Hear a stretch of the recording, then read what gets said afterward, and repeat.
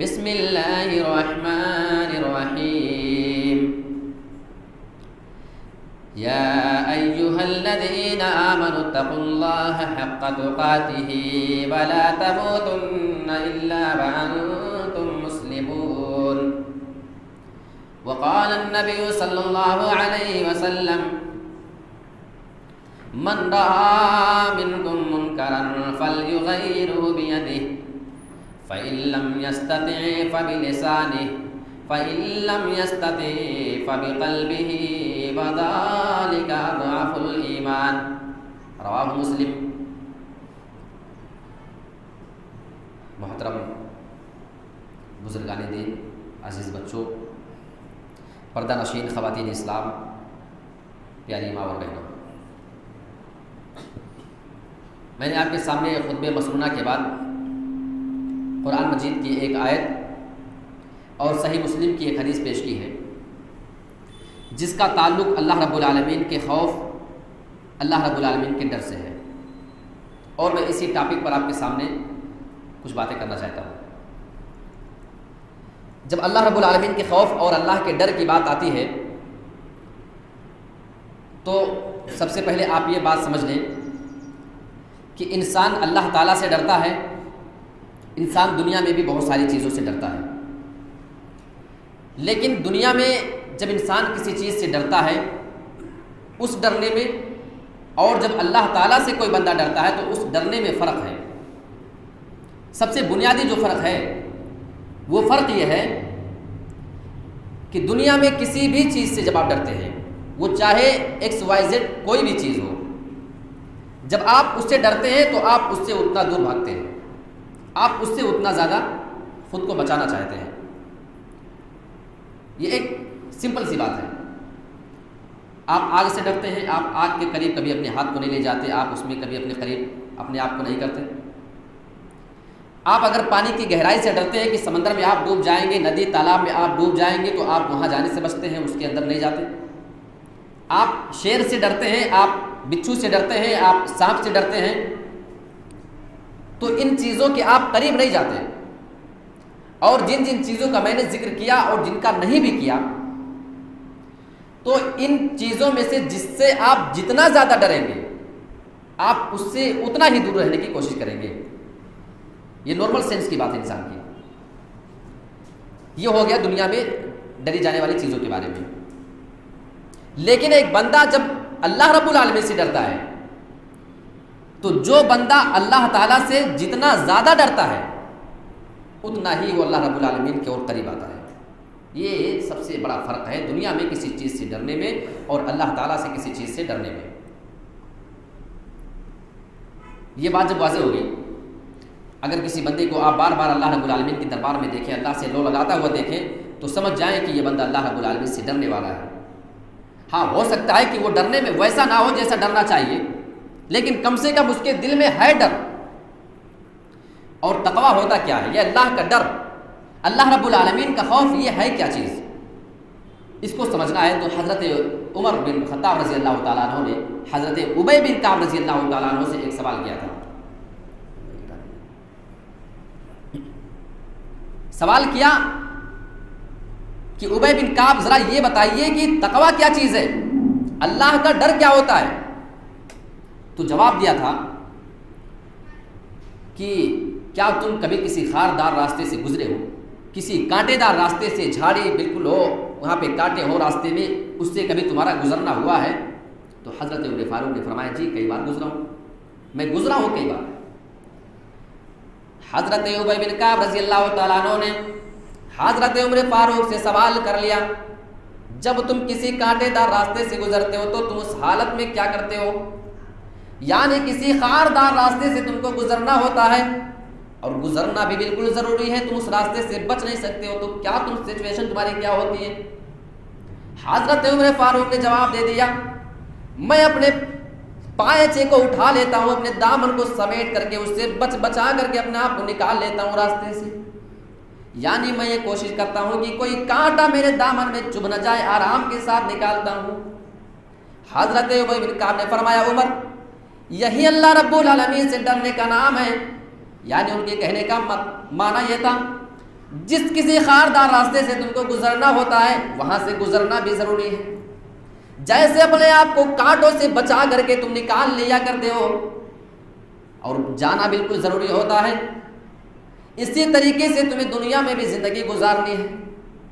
راستے سے جیسے جانا تھا وہاں پہ کانٹے بھی بہت تھے. یہاں دنیا میں زندگی تم کو گزارنا ہے اور دنیا میں تمہارے سامنے طرح طرح کے گناہ نظر آئیں گے اور گزرنا بھی ضروری ہے. جس طریقے سے تم اس راستے سے گزرو گے تمہارے دامن میں کچھ کانٹے بھی لگ سکتے ہیں، لیکن جب تم راستہ کراس کر لو تو اس کے بعد اس کانٹوں کو نکال کر کے پھینک دیا کرو. یہ مطلب ان کے کہنے کا مطلب تھا، یعنی آپ گزرو گے تو آپ اپنے اس دامن میں لگے ہوئے جو کانٹے لگ جائیں گے ان کو نکال کر کے آپ پھینک دیتے ہیں. اسی طریقے سے دنیا میں بھی تمہیں زندگی گزارنی ہے. دنیا میں بہت زیادہ گناہ تم کو نظر آئیں گے، بہت بے شمار تم کو گناہ تمہارے نظر جگہ جگہ پہ نظر آئیں گے. جب دنیا میں گزرتے ہوئے تمہاری زندگی میں کوئی گناہ کا کام ہو جائے، بعد میں احساس ہو جیسے دامن سے کانٹے کو نکال کر کے پھینکا کرتے ہو، اسی طریقے سے اپنی زندگی سے گناہوں کو نکال کر کے بھی پھینک دیا کرو. یہ فرمایا انہوں نے کہ تقویٰ اسی کا نام ہے. اللہ سے ڈرنا اسی چیز کو کہتے ہیں. اور قرآن مجید کی آیت کریمہ آپ دیکھیں، یا ایھا الذین آمنوا اتقوا اللہ حق تقاتہ ولا تموتن الا وانتم مسلمون. اللہ رب العالمین نے فرمایا اے ایمان والو تم اللہ رب العالمین سے اسی طریقے سے ڈرو جیسا کہ اسے ڈرنے کا حق ہے. ولا تموتن الا وانتم مسلمون. اے مومنو تمہیں موت نہ آئے، تمہیں مرنا نہیں چاہیے مگر اس حال میں کہ تم مکمل طور پہ اسلام والے ہو کر کے مرو. یعنی تمہاری موت آئے تو اسلام کی حالت میں رہنی چاہیے. اچھا یہ آیت کریمہ جب نازل ہوتی ہے نا تو صحابہ کرام پریشان ہو گئے کہ اللہ تعالیٰ فرما رہے کہ اللہ سے ویسے ڈرو جیسا کہ ڈرنے کا حق ہے. انہوں نے غور کیا، سوچا کہ ہم تو اللہ سے ویسا نہیں ڈر سکتے جیسا کہ ڈرنے کا حق ہے. ہم ڈر کر اللہ کا حق ادا نہیں کر سکتے. اللہ کے نبی کے پاس آئے. اللہ کے نبی، اللہ فرما رہے کہ ہمارے جو ڈرنے کے حق ہیں اس حق کی طریقے سے ڈرو، ہم اللہ سے اتنا کیسے ڈر سکتے ہیں. دوسری آیت نازل ہوتی ہے، اللہ رب العالمین نے نازل کیا فاتقوا اللہ ما استطعتم. جتنا اللہ سے تم ڈر سکتے ہو اتنا کم سے کم ڈرا کرو. یہ اللہ رب العالمین نے آسانی کر دی، ورنہ اللہ کا جو حق ہے ڈرنے کا نا، اتنا اگر ڈرنے کی بات کر دی جاتی تو ایک انسان اس کا حق کبھی ادا نہیں کر سکتا ہے. اچھا یہ ڈر کی اہمیت ہماری زندگی میں کیا معلوم ہے؟ کیوں اللہ رب العالمین سے ڈرنا ضروری ہے؟ آپ اگر ایک سوال کر لیں نارمل کسی سے بھی، ایک کوشچن آپ کے ذہن میں اگر آئے مائنڈ میں آپ کے کہ اگر میں اللہ سے نہ ڈروں تو اس کا نقصان ہمیں کیا ہوگا؟ بھائی ایک نارمل سینس کی بات ہے. آپ کسی سے سوال کر لیں کہ اللہ سے ڈرنے کی بات کرتے ہو، اگر نہ ڈرے تو اس کا نقصان کیا ہوگا؟ تو اس کا نقصان کیا ہوگا میں آپ کو بتانا چاہتا ہوں. دیکھیے اللہ سے ڈرنے میں، اس ڈرنے میں ہماری زندگی میں اس کی جو اہمیت ہے نا، بالکل اسی طریقے سے جس طریقے سے ایک گاڑی میں ایک بریک کی اہمیت ہوتی ہے. گاڑی آپ چلاتے ہیں، بریک ہوتی ہے نا بائک میں، پیر میں بھی ہاتھ میں بھی. فور ویلر آپ چلاتے ہیں وہاں پہ بریک ضرور ہوتی ہے. کوئی بھی دنیا کی ایسی گاڑی نہیں ہے جس میں بریک نہ ہو. سمجھ رہے ہیں؟ اس کو روکنے کے لیے، اگر اس کو دوڑانے کے لیے ایکسیلیٹر ہے تو روکنے کے لیے بریک ضرور ہوگی. سمجھ رہے ہیں؟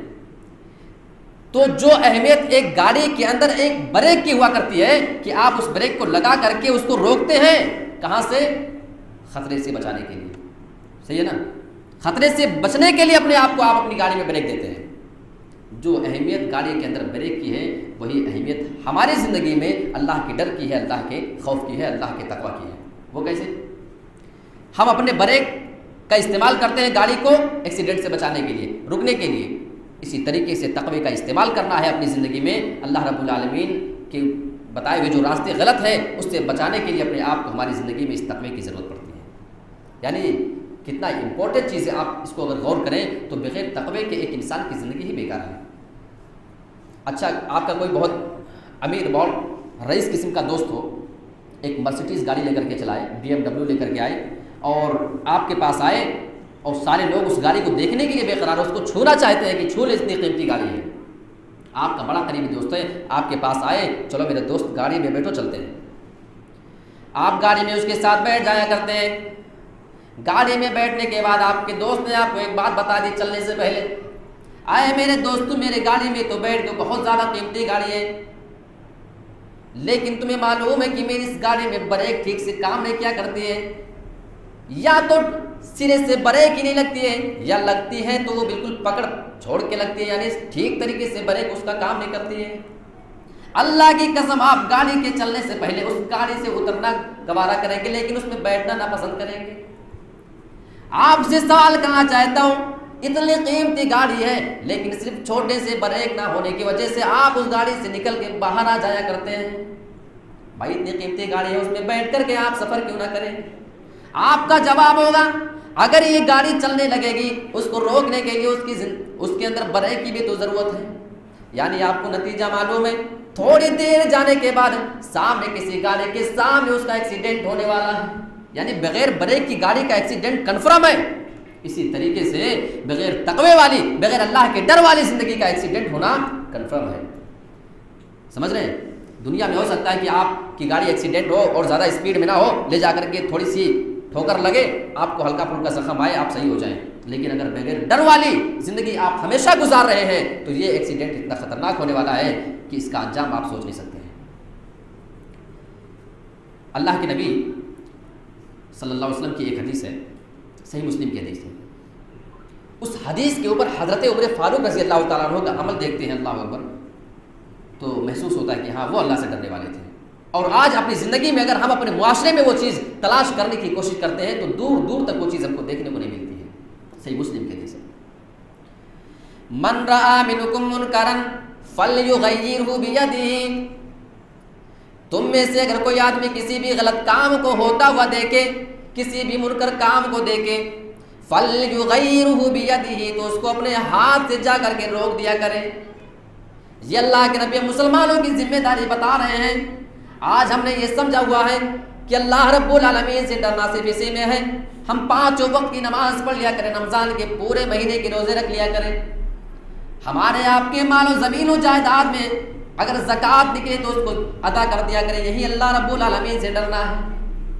آئیے ذرا دیکھتے ہیں، اللہ کے نبی جناب محمد رسول اللہ نے ارشاد فرمایا ہے، کسی بھی غلط کام کو دیکھو تو سب سے پہلے اس کو اپنے ہاتھ سے جا کر کے روکنے کی کوشش کیا کرو۔ آپ کسی کام کو روکنا تو چاہتے ہیں، کوئی ایسی چیز آپ کے سماج میں، آپ کے معاشرے میں، آپ کی سوسائٹی میں ہو رہی ہے جو آپ کو غلط تو نظر آتی ہے لیکن آپ اس کو روک نہیں سکتے، آپ کی اتنی ہمت نہیں ہے، آپ اتنے پاورفل اس سوسائٹی میں نہیں ہے، ہو سکتا ہے نا، تو آپ کیا کریں؟ تو کیا آپ کے سامنے آپشن نہیں رہ گئے اب؟ نہیں، اللہ کے نبی نے آپ کو مجبور نہیں کیا ہے۔ اللہ کے نبی کے آگے کے الفاظ ہیں، فَإِن لَّمْ يَسْتَطِعْ فَبِلِسَانِهِ، اگر تمہیں ہاتھ سے روکنے کی طاقت نہ ہو تو اپنی زبان سے اس کو منع کر دیا کرو۔ یہ اختیار دیا جا رہا ہے آپ کو، لیکن آج ہم سے وہ چیزیں ہو نہیں پاتی۔ یعنی ہاتھ سے روکو گے، آپ کو ڈر ہے مارے جاؤ گے، آپ کو فتنے کا اندیشہ ہے، آپ کے خلاف لوگ ہو جائیں گے، تو آپ جا کر کے کم سے کم زبان سے روک سکتے ہیں۔ آپ دل میں سوچتے ہیں اللہ تعالیٰ میں تو چاہتا ہوں کہ اس کام کو جا کر کے روکوں، لیکن میری زبان میں بھی اتنی طاقت نہیں کہ میں کسی کو جا کر کے زبان سے منع کر سکوں۔ اب میرے سامنے کیا آپشن بچتا ہے؟ میرے پیارے ساتھیوں، نبی جناب محمد رسول اللہ نے ارشاد فرمایا، فَإِن لَّمْ يَسْتَطِعْ فَبِقَلْبِهِ، اگر کسی چیز کو تمہیں زبان سے بھی روکنے کی طاقت نہ ہو، زبان سے نہیں روک سکتے ہو، تو کم سے کم اس کو اپنے دل میں برا جانا کرو۔ وَذَلِكَ أَضْعَفُ الْإِيمَانِ، اللہ کے نبی نے وضاحت کر دی، آپ نے اس کا وستار بتا دیا، کسی چیز کو اپنے دل میں برا جاننا یہ سب سے چھوٹا ایمان ہے، ایمان کا سب سے کمتر درجہ ہے۔ ایمان کے 3 درجے یہاں پہ ہو گئے۔ کسی چیز کو آپ ہاتھ سے روکتے ہیں، یہ سب سے پہلا آپ کا کام ہے، ہاتھ سے نہیں روک سکتے، زبان سے روکیے، زبان سے روکنے کی طاقت نہیں، کسی چیز کو اپنے دل میں برا جانیے۔ اللہ کے نبی نے فرمایا کہ یہ ایمان کا سب سے چھوٹا، سب سے کمتر درجہ ہے، اس سے چھوٹا ایمان کا درجہ نہیں ہو سکتا ہے۔ اور آج ہم لوگوں کا حال کیا ہے کہ کون سی برائی ہے جس میں ہم خود نہ لگے ہوئے ہوں، ہم دوسروں کو کیا روکیں گے؟ اگر کوئی آپ کے سماج میں، آپ کی سوسائٹی میں کوئی غلط کام ہے، کوئی غلط رسم و رواج ہے، تو آپ کو اس کام سے لوگوں کو روکنا یہ آپ کی ذمہ داری ہے۔ چلو نہیں روک سکتے، آپ کے پاس نہیں اتنا پاور ہے، کم سے کم اس کام سے خود آپ اپنے آپ کو بچائیے، اور نہیں بچاتے ہو تو نبی کے فرمان کے مطابق صحیح مسلم کی اس حدیث کی روشنی میں آپ کے دل میں وہ ایمان کا چھوٹا درجہ بھی موجود نہیں ہے۔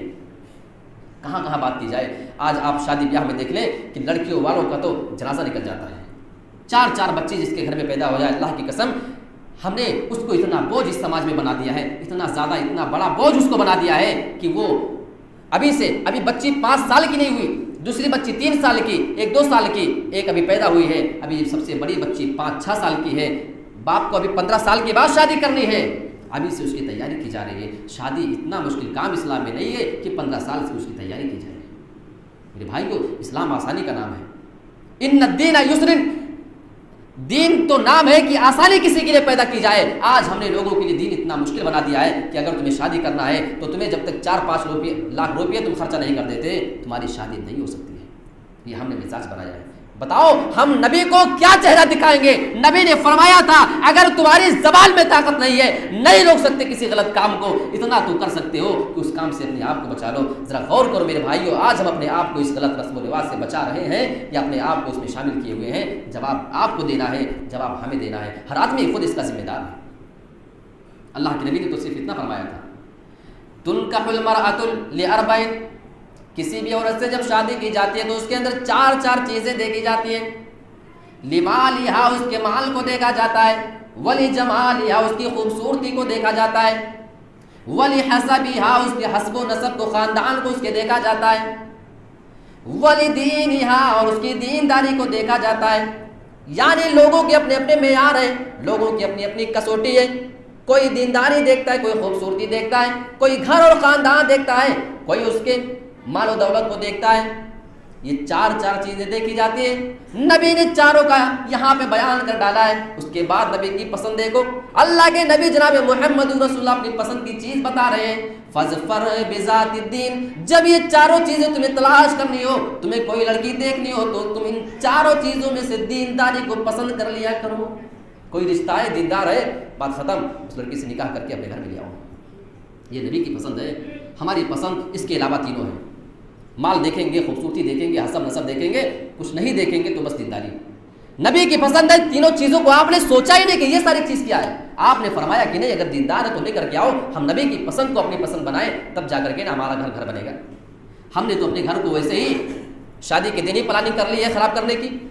سمجھ رہے ہیں؟ میں آپ کو ایک بات بہت پوائنٹ کی بات بتاتا ہوں. ایک لڑکی جو اپنے گھر والوں کو اپنے شادی کے موقع پہ پریشان ہوتے ہوئے، لوگوں سے قرضہ لیتے ہوئے، اپنے زمین و جائیداد کو بیچ کر کے، اپنے فلیٹ کو بیچ کر کے اپنی شادی ہوتے ہوئے دیکھتی ہے، یاد رکھنا وہ لڑکی آپ کے گھر میں آنے کے بعد کبھی بھی آپ کے گھر والوں کو اپنے دل میں جگہ نہیں دے سکتی. آپ یہ سوچتے ہیں نا، آپ شوہر ہیں، کہ ہماری بیوی ہمارے ماں باپ کو اس طرح مقام کیوں نہیں دے رہی ہے؟ غور کریے، آپ نے جا کر کے وہیں پہ سودا کر لیا تھا. ارے کیسے آپ کو دے؟ آپ نے تو اس کی شادی کے لیے اس کے باپ کو اتنا محتاج بنا دیا تھا کہ مسجد میں آج لوگ آ کر کے بھیک مانگتے ہیں. کیوں؟ کس بات کے لیے؟ ایسا نہیں کہ گھر نہیں ہے، کھانے کو روپیہ نہیں ہے. کیوں؟ بیٹی بڑی ہو گئی ہے، شادی کرنا ہے. ذرا غور کرو. آپ مسجد سے نکلتے ہیں سینہ چوڑا کر کے 2 4 5 10 20 روپیہ 1000 روپیہ جو آپ کی حیثیت ہوتی ہے ڈال دیتے ہیں کہ لو اپنی بچی کی شادی کروانا. یہ پیسہ ڈالنے کے بجائے اگر ہم اپنے دل میں یہ عہد کر کے اٹھ جائیں کہ آج کے بعد سے ہمارے گھر میں کوئی بھی اولاد ہوگی، کسی بھی لڑکے کی، کسی بھی پوتے کی شادی ہوگی، اس میں ہم جہیز نام کی ایک چیز نہیں لیں گے، پھر یہ آپ کا وہ آپ 1000 نہیں 1 لاکھ روپیہ دے کر کے چلے جائیں. ہم تو اس رسم و رواج کو خود جنم دینے والے ہیں، تو لوگ اس جہیز کے لیے بھیک مانگے تو کیوں نہ مانگے؟ اپنی بچی کو کب تک اپنے گھر میں اس طریقے سے آپ کی دلدل میں دھستا ہوا دیکھ سکتے ہیں؟ اور ایک بات بتاؤں، گھر میں آنے کے بعد بیوی کی حکمرانی کیوں چلتی ہے؟ پوائنٹ کے بعد سن لیجیے. جب آپ سے سگنیچر لیا جاتا ہے، آپ کو شادی میں ایک بائک دے گی 1.5-2 لاکھ کی، ملتا ہے نا، 1 لاکھ 2 لاکھ روپیہ 4 لاکھ روپیہ کیش، جیسی آپ کی ویلو ہو. آپ کو فلیٹ دیا گیا، آپ کو ساری چیز دی گئی، جیسا ویلو والا لڑکا ہو اس کے حساب سے اس کا ڈیمانڈ ہوتا ہے. آپ کے 100-200 باراتی جا کر کے کھا کے آئے، 1 لاکھ روپیے کا تو کھانا کھا کے آ گئے. اور جب آپ سے سگنیچر لی جاتی ہوتی ہے نا، تو اس سگنیچر میں جو آپ دستخط کرتے ہیں نکاح کے موقع پہ، آپ یہ سمجھ لیں کہ آنے کے بعد حکمرانی آپ کی بیوی کی چلی آپ کے گھر میں، کیونکہ بیڈ اس کا ہوگا جس پر آپ سوئیں گے. سمجھ میں آ رہی بات؟ وہ فریج جو جس میں آپ ٹھنڈا کر کے پانی پئیں گے، جس میں آپ کھانا سیف رکھیں گے، وہ آپ کی بیوی کا ہے.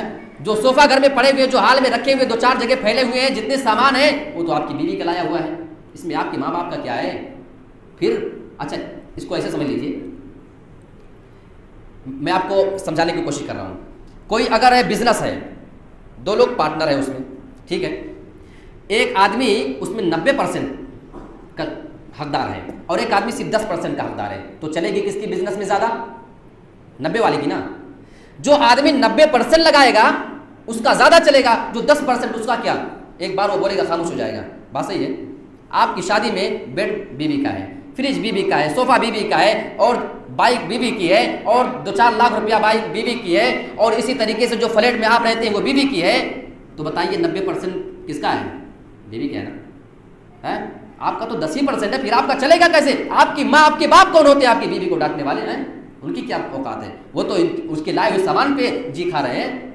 یہ تو ایک بات ہو گئی جو میں آپ کو بتانا چاہ رہا تھا، بات کڑوی ہو سکتی ہے لیکن حقیقت یہی ہے۔ اور دوسری بات جو میں آپ کے سامنے میں نے آپ کو بتایا ہے کہ آج کل بیویاں آنے کے بعد، وہ لڑکیاں آنے کے بعد اپنے سسرال والوں کی قدر کیوں نہیں کر پاتی ہیں؟ سب سے مین وجہ جو میں آپ کو بتایا ہوں اس کو آپ یہاں سے لے کر کے جانا، کہ وہ اپنے ماں باپ کو اپنی شادی کے لیے 2 سال سے تیاری کرتے ہوئے دیکھ رہے تھے۔ ان سے 10,000 روپیہ خرچہ، ان سے 25,000 روپیہ قرضہ۔ اللہ کی قسم ایسا ہوتا ہے کہ لڑکی کی شادی تو ہو گئی، اس کے بال بچے بھی ہو گئے، 5 سال گزر گیا، لیکن معلوم یہ ہوا کہ ابھی اس کے باپ نے اس کی شادی کے لیے جو قرضہ لیا تھا، ابھی وہ قرضے والا اس کے گھر پہ بار بار چکر لگا رہا ہے، دینے کی اوقات نہیں ہے اس کی۔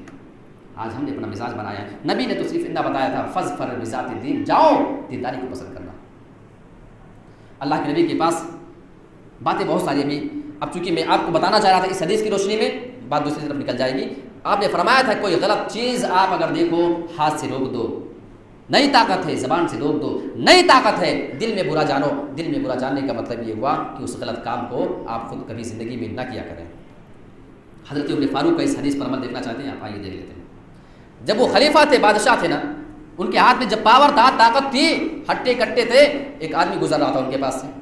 ہم ذرا اپنا ایمان دیکھیں، حضرت عمر فاروق کو سامنے رکھ کر کے رضی اللہ عنہ، ایک آدمی جا رہا تھا، آپ نے دیکھا کہ اس کا ازار، پائجامہ، پینٹ، لنگی جو کچھ بھی پہنے ہوئے تھا اس کے ٹخنے سے نیچے جا رہا تھا۔ ٹخنا سمجھتے ہیں؟ پیر کے حصے میں جو آپ وہ ہڈی بڑی ہوئی دیکھتے ہیں نا، وہ ٹخنا، یعنی آپ کا وہ کپڑا اس سے اوپر ہونا چاہیے، نیچے مردوں کا نہیں جانا چاہیے، ورنہ بہت زبردست گناہ اس پر ہے۔ کبھی بھی، صرف نماز میں نہیں، اینی ٹائم آپ کبھی اس کو نیچے نہیں کر سکتے۔ تو وہ نیچے جا رہا تھا، آپ نے اس کو بلایا، یہ کیا ہے؟ آیا امیر المومنین نیچے چلا گیا، ٹھیک ہے میں اوپر کر لیتا ہوں، جا کے گھر پہ کاٹ کے چھوٹا کر لوں گا۔ آپ نے فرمایا نہیں، ادھر آؤ۔ آپ نے قینچی یا جو کچھ بھی کاٹنے کا سامان تھا منگوا کر کے وہیں پہ کاٹ کر کے اس کو چھوڑ کر دیا۔ آپ نے فرمایا ابھی میں حکمراں ہوں، میرے ہاتھ میں اتنی طاقت ہے کہ میں اپنے ہاتھ سے اس کو ختم کر سکتا ہوں۔ اور حضرت عمر فاروق نے اس حدیث پر عمل کر کے دکھایا کہ اگر تمہارے ہاتھ میں طاقت ہے تو اس کو ہاتھ سے روک دیا کرو۔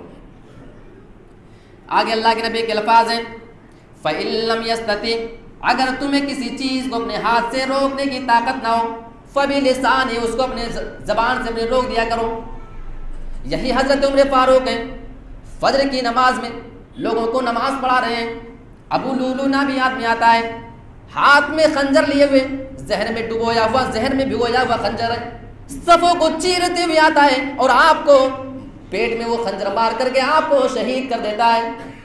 لیکن انتقال سے پہلے یہی حضرت عمر فاروق کا یہ حال ہے، ان کو شہد پلائی جا رہی ہے۔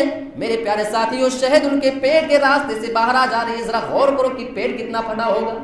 سارے لوگ آ رہے ہیں عیادت کرنے کے لیے کہ حضرت عمر فاروق کا آخری ٹائم چل رہا ہے۔ لوگ عیادت کرنے کے لیے آتے، دیکھ کر کے چلے جایا کرتے تھے۔ ایک نوجوان بھی وہاں پہ آتا ہے، عیادت کرنے کے بعد وہ نوجوان بھی واپس جانے لگا۔ اب ذرا غور کیجیے، حضرت عمر فاروق کی نظر اس نوجوان آدمی کے اوپر پڑ جاتی ہے۔ اس کو دیکھ لیا، ارے اس نوجوان کو ذرا بلاؤ۔ آپ غور کریں کہ حالت کیا ہے۔ ہم اگر 10 دن کے لیے بیمار پڑ جائیں تو کیا ہوتی ہے معلوم ہے؟ کسی کو دیکھ نہیں سکتے ٹھیک سے۔ وہ پیٹ اتنا، اور وہ بھی خنجر لگا ہے، زہر میں بھگویا ہوا خنجر لگا ہے۔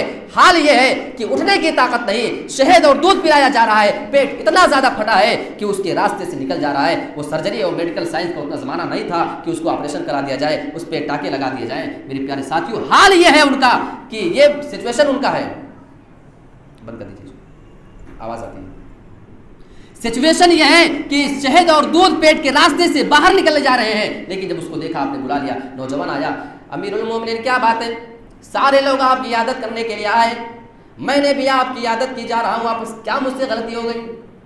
ذرا غور کرو۔ حضرت عمر فاروق نے جواب دے دیا، اے نوجوان تیری کوئی غلطی نہیں ہے، یہ دیکھ تو نے جو ازار پہنی ہے، تیرا جو پائجامہ ہے، یہ تیرے ٹخنے سے نیچے جا رہا ہے، جا تو اس کو اوپر کر لینا۔ آپ نے یہ تعلیم اس کو دے کر کے واپس کی۔ یہ حضرت عمر فاروق ہے۔ یہ صحابہ کا مقام ایسے نہیں بڑھا ہے میرے پیارے ساتھیوں۔ یہ صحابہ تھے جو اللہ کے نبی کی ایک ایک حدیث پر غور کیا کرتے تھے، اس پر عمل کرنے کی کوشش کیا کرتے تھے۔ یہی حضرت عمر فاروق ہے۔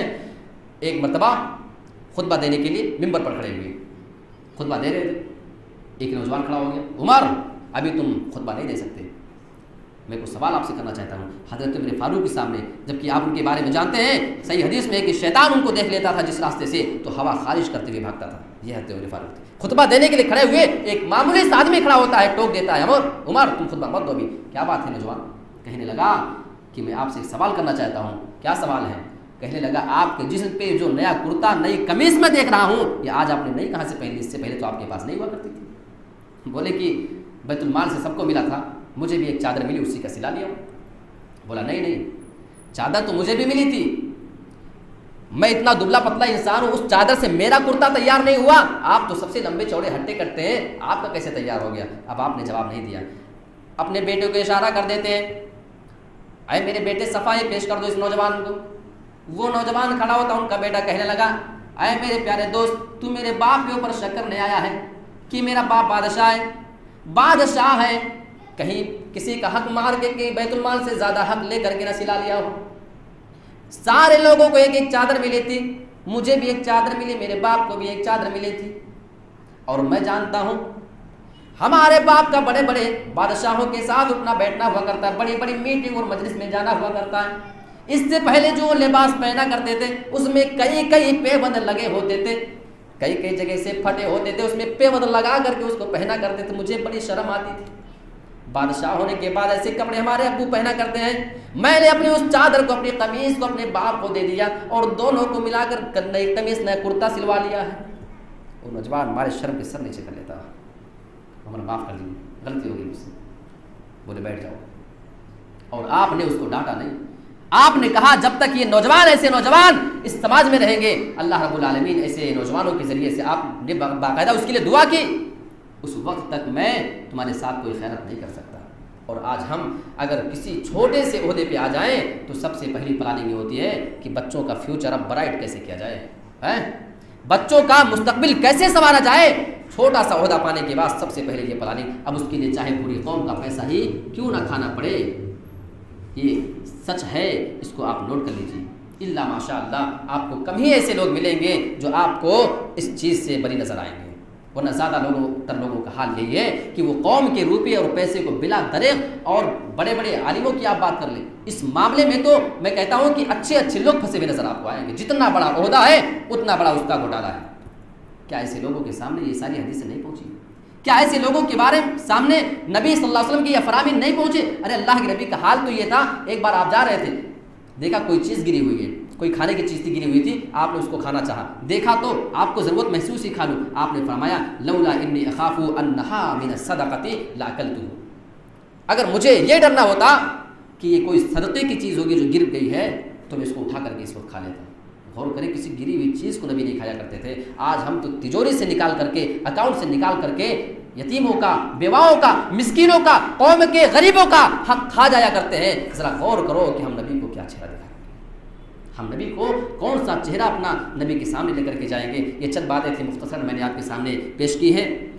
ضرورت اس بات کی ہے کہ ہم اپنے دل میں ذرا جھانک کر کے دیکھنے کی کوشش کریں، جس روٹ پر ہم جا رہے ہیں کیا یہ وہی روٹ ہے جس کو جناب محمد رسول اللہ ہم کو بتا کر کے گئے تھے، یا کہیں اس روٹ سے اپنے آپ کو ہم دور کر چکے ہیں۔ ہمارا جو یہ سب سے مین چیز، جو دیکھیے آپ سے نماز تو ہو جا رہے ہیں، آپ سے روزے تو ہو جا رہے ہیں، لیکن بندوں کے حق کے معاملے میں انشاءاللہ موقع ملے گا کبھی اس ٹاپک پہ پوری آپ کے سامنے بات کریں گے۔ حقوق العباد جس کو کہتے ہیں، یعنی کسی بندے کا حق اگر آپ کے ذمہ رہے گا تو اس کو اللہ معاف نہیں کرے گا جب تک وہ بندہ نہ معاف کر دے۔ اور غور کرو کتنے لوگوں کا وہ ذمہ دار مال کھا کر کے مرا ہے، کس سے وہ معافی منگوانے جائے گا، کون اس کو معاف کرے گا۔ اللہ کے واسطے میرے بھائیوں، اگر اس طرح کی بات ہمارے اور آپ کے سوسائٹی میں ہے، ہم جا کر کے ان کو سمجھائیں، ان کو اسلام کی تعلیم دیں، اور اگر ہمارے اندر تھوڑی سی چیز وہ اگر پائی جا رہی ہے، اپنے آپ کو اس چیز سے ہمیں اور آپ کو نکالنے کی ضرورت ہے۔ اللہ رب العالمین ہمیں صحیح سمجھ عطا فرمائے اور قرآن و حدیث کے مطابق زندگی گزارنے والا بنائے، آمین۔ وآخر دعوانا ان الحمد للہ رب العالمین۔